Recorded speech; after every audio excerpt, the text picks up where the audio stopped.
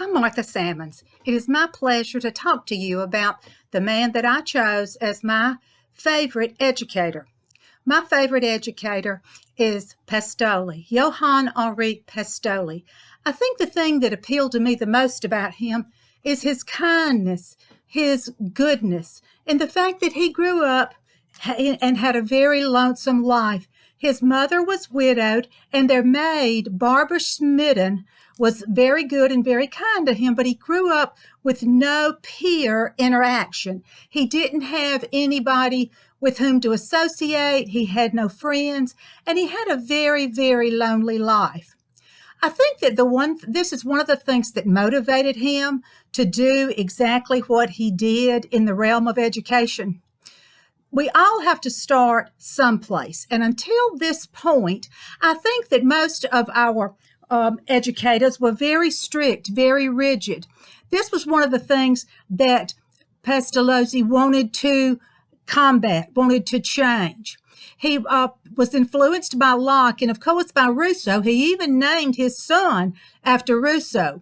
And he had several opportunities to work with children, to also work with prisoners. His grandfather was a very kind and a very good man, and the grandfather worked with agricultural people and other people that were trying to learn, younger people. So when Pestalozzi had the opportunity to do this, he was very excited. He had worked at several orphanages. He was in charge of several different orphanages.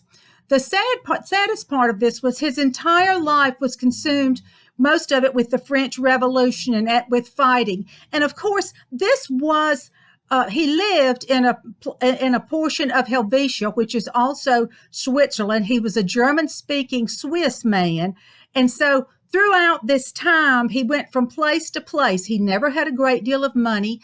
Actually, some of his educators who were his friends, such as Froebel, who brought Pestalozzi's ideas of educating young children. And of course, the most important thing would be educating their teachers and teaching the teachers how to teach the children.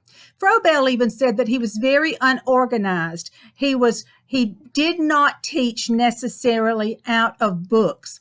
Later on, parents criticized him. Parents said that I think they felt as maybe they did not get their money's worth. We all know that if we have taught, like I have, that parents are always complaining. It seems as if we never do the right thing, no matter how hard we try. So later on in his life, he had some problems with this, and this was one of the things that really shadowed him or followed him throughout his entire life until the end. After 1809, he dressed very shabbily after his wife died and literally had a really hard time, but people still came to him because of his methods of education.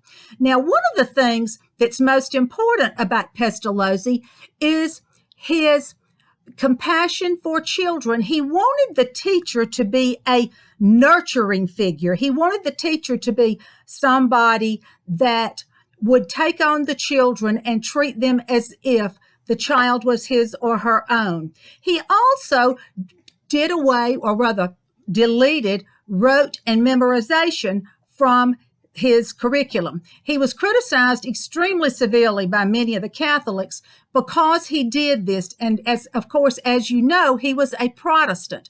So therefore, this was tremendous criticism that he received from the Catholics. Now, also, he decided that it was more important that the child be motivated from within. The child would be motivated from within himself to learn. And this was more important to him. We know that it's more important when you look into a child's face and you can tell whether or not that child is thinking about the chicken salad sandwich he's going to be eating for lunch, or if he's really into what you are saying. This was very important to Pestalozzi. I have the same connection with my students, and I think this is one of the reasons that I was so attracted to him as my favorite educator, because later on, Mann, Owen, Montessori, everybody, and particularly Froebel, followed Pestalozzi's ideas and thoughts. He also used the object method. Now, in the object method, he felt as if it was important to start from the simplest and move to the most complex objects. This is what he did in working with his children.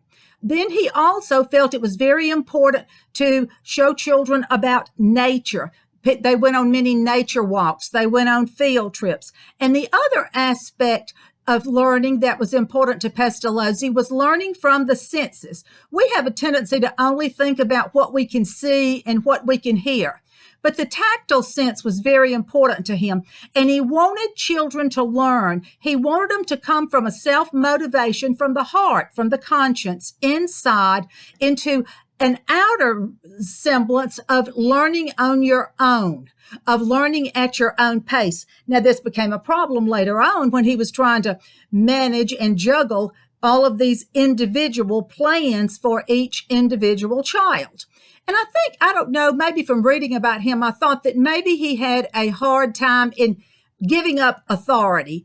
And one of the other things was that he promised Napoleon in the beginning that he would have a quick and efficient way to educate numerous children. He was never able to achieve this goal, and this is one of the criticisms that was levied at him by many of his fellow educators. Now, another thing about Pestalozzi was when he was married to Anna, his wife, she was very supportive of him. She helped him a great deal. And of course, because of the instability in Switzerland and in France with Napoleon, he actually became a citizen of France, because he said that he was very impressed with their motto of liberty and freedom, justice, that this was very important to him. And this is what he wanted to impart to all of his children. I respect him. I think he did a marvelous job in doing what he did.